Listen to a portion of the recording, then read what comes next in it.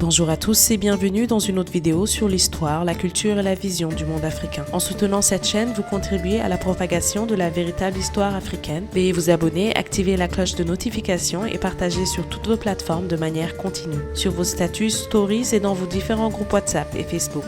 Pour les anciens Grecs et Romains, toute la terre au sud de l'Égypte était appelée l'Éthiopie. Jusqu'au IIIe siècle, leur interaction avec cette partie de l'Afrique se limitait à quelques expéditions commerciales. Pour eux, c'était une terre de mystère. Les Grecs, les Romains et les autres Européens de l'époque ne réalisaient pas que ce qu'ils appelaient l'Éthiopie était en réalité un puissant royaume connu localement sous le nom d'Aksum. Finalement, ce royaume deviendra l'un des empires les plus puissants et les plus riches de l'histoire du monde.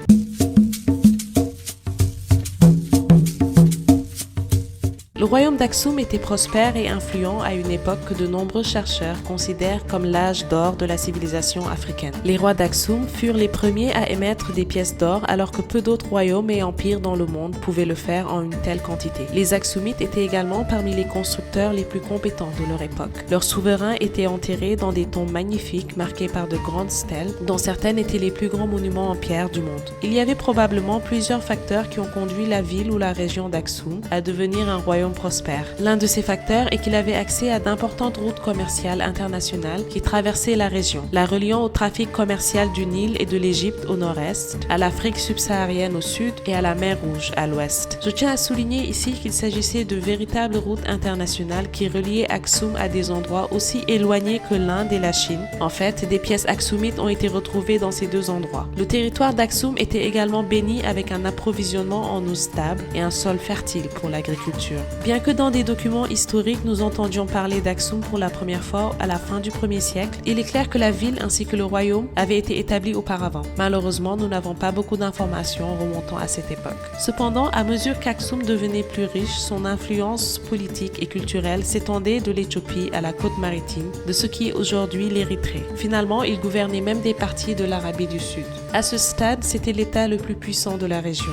En fait, un meilleur terme que royaume serait l'Empire d'Aksum. Le souverain d'Aksum était appelé le Negusa Nagast, ce qui signifie le roi des rois. En ce qui concerne ces rois puissants, malheureusement nous n'avons pas beaucoup d'informations à leur sujet, à l'exception de deux rois, Ezana et Caleb. Depuis environ 360, Ezana est l'un des rois aksumites les plus célèbres de l'histoire du monde.